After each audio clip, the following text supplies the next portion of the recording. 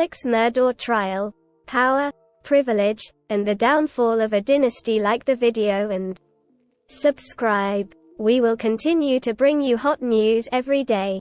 For generations, the Murdaugh family dominated their rural swath of South Carolina. Then Alex-Murdaugh was accused of the brutal murders of his wife and son.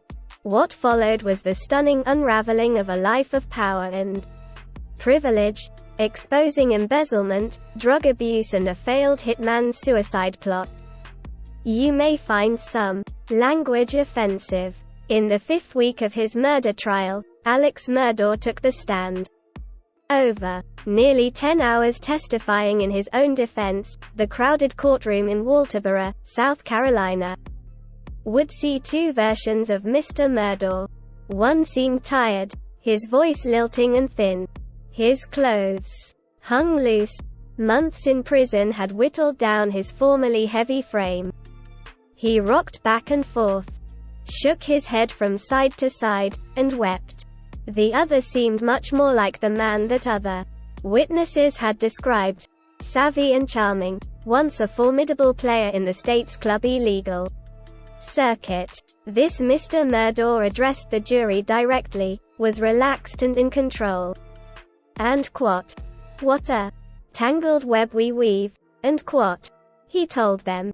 Directly ahead of him, on the rear wall of the courtroom, there was a rectangular-shaped sun stain where a painting used to be, a portrait of his namesake, his great-grandfather Rudolph and quote, Buster and quote, Murdaugh, which had been taken down for the trial.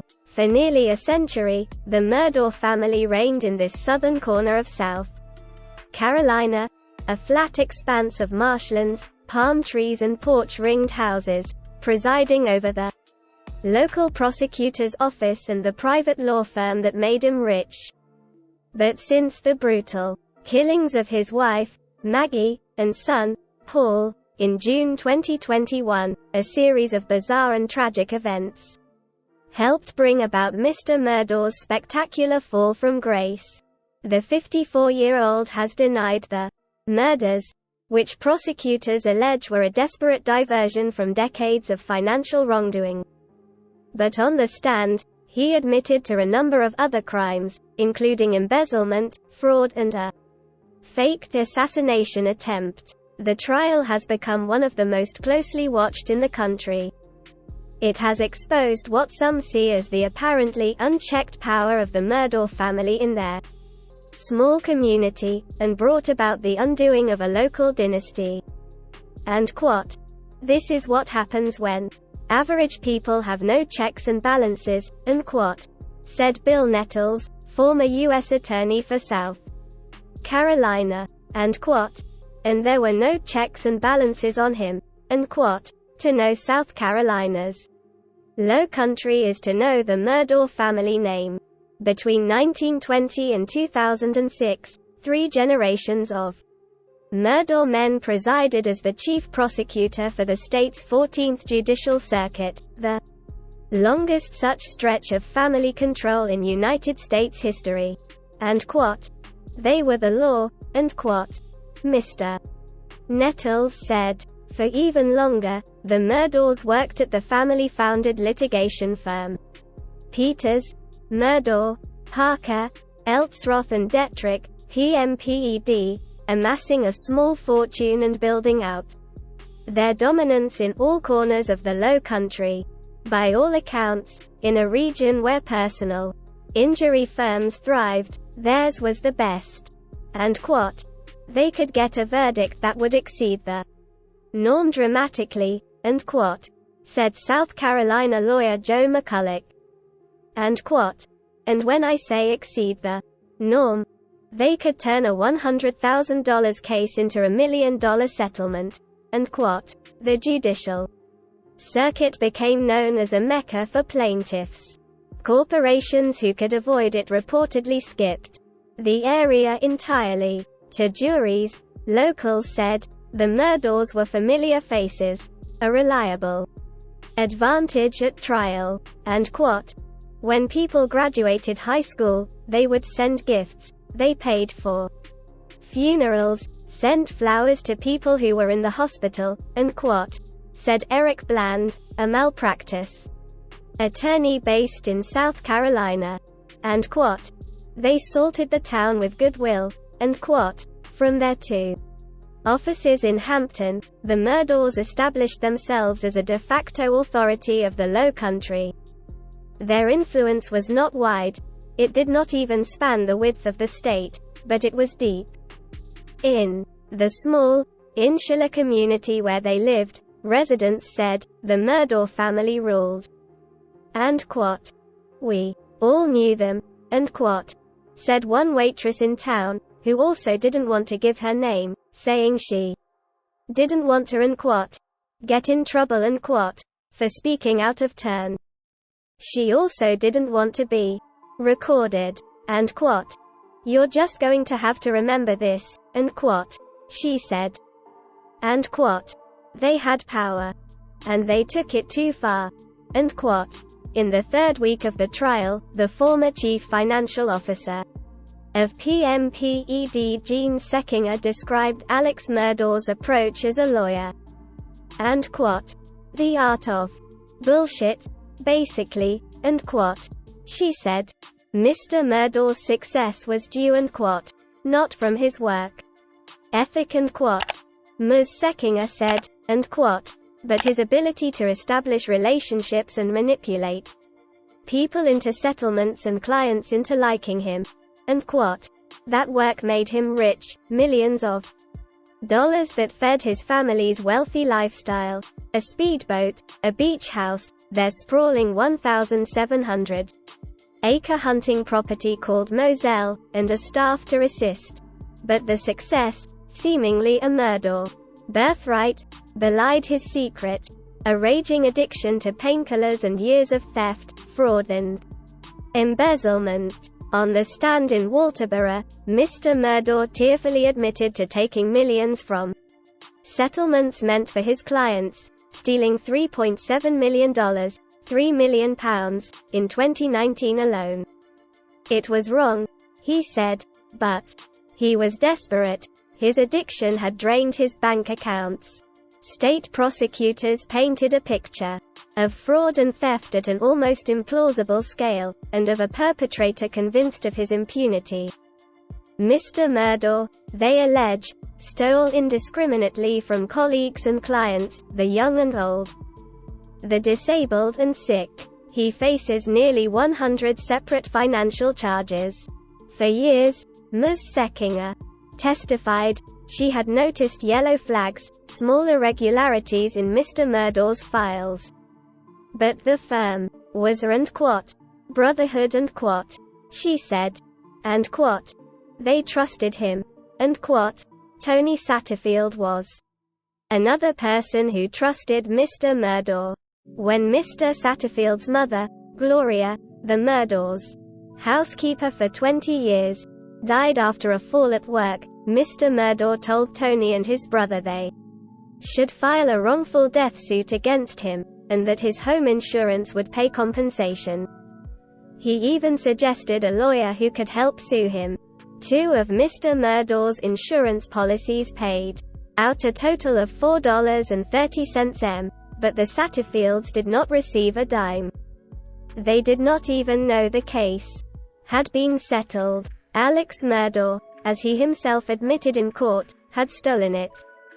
And I feel like, if someone had paid closer attention, they would have figured this out, and said Eric Bland, the malpractice lawyer who represented the Satterfields against Mr. Murdaugh. And but those kids revered the Murdaughs, they trusted him. And 1 year after Gloria Satterfield died, there was another fatal accident in the Murdaugh family orbit. But this time, prosecutors allege, the tragedy would present a problem that Alex Murdaugh could not contain. Late in the evening of the 24th of February, 2019, Paul Murdaugh was aboard the family boat when it rammed headlong into a bridge, throwing 3 of the 6 passengers, all young adults, into the cold water below. One of them 19-year-old Mallory Beach, was killed. Her body recovered days later in a marsh several miles away. At the time of impact, according to all of the other passengers, Paul had been driving. A blood test would find the 19-year-old Murdaugh's blood alcohol level was 3 times the legal limit. Taken together, witness testimony from the night renders an image of Mr. Murdaugh hellbent on insulating his son. He roamed from room to room, they said, trying to speak to the teenagers. A nurse said he looked like he was trying to orchestrate something. One passenger, Connor Cook, said in a deposition he was told by Mr. Murdaugh to keep my mouth shut. He was scared, he said, them being who they are. On the stand last week, Mr. Murdaugh called any claims that he had fixed witnesses or influenced any part of the boat wreck investigation totally false.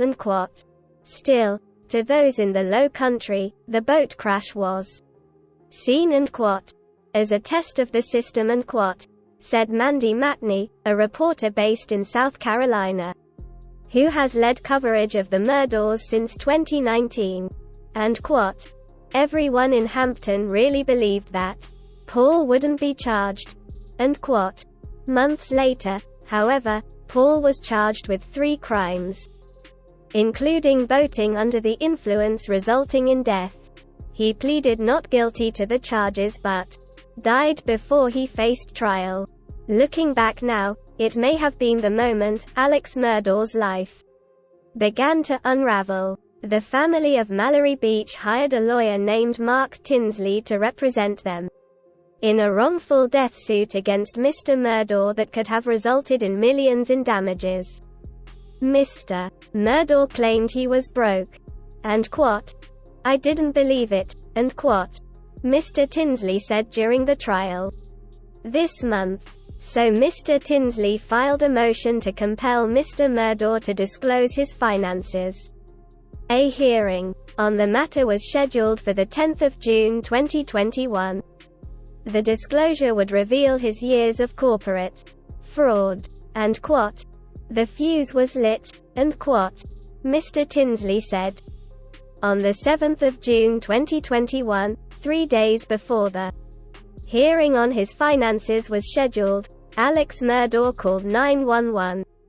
His wife Maggie and son Paul had been shot, he said. By the time the first sheriff's deputy arrived at Moselle, Mr. Murdaugh told him his theory: Paul and Maggie had been killed in retaliation for the boat accident. He's getting threats, Mr. Murdaugh said of his son. I know that's what it is, Many in the Low Country believed him, and with Paul dead, the wrongful death lawsuit stalled. But 3 months later, Mr. Murdaugh called 911 again, this time to report that he had been shot in the head on the side of a rural road. He later admitted to arranging a hit on himself so that his surviving son, Buster, could collect on his life insurance. As the ploy fell apart, his firm disclosed they had pushed him out just the day before the incident over alleged embezzlement. For months, the mystery of Maggie and Paul's murders deepened as authorities said little about the case, offering no clues about suspects or motive. Then, in July 2022, Mr. Murdaugh was arrested in connection with the killings. For more than a month now, Alex Murdaugh's downfall has drawn early morning crowds to the Walterboro Courthouse, a line too long to fit inside. Upstairs, in the courtroom's cool air, spectators in suits and sundresses have filled row after row of the dark wooden pews that line the room. At times, the mood has felt strangely like a church reception, Mr. Murdaugh's brother and son milling around, offering handshakes and tepid smiles. The prosecution and defense will present closing arguments in the coming days before the jury retires to consider its verdict. Here in the Low Country, many said they believed Alex-Murdaugh was at the end of the line. But for decades, the Murdaugh family has made an ally out of juries, walking out of courtrooms with the judgments that built their fortunes and cemented their influence. Alex-Murdaugh's fate will be decided the same way. Perhaps a final test of his influence in a case where all the evidence is circumstantial. There was no murder weapon found, no blood on Mr. Murdaugh's t-shirt that night, no eyewitnesses to the killings. And his decision to testify, both an unusual move and a legal risk, was perhaps a testament to an enduring self-belief, a confidence in his ability to sway people, like he has done for years. And quote, "I can promise you I would hurt myself before I would hurt one of them," end quote, he said last week. And quote, "Without a doubt," end quote. We hope the video was useful to you. Like the video and subscribe. We will continue to bring you hot news every day.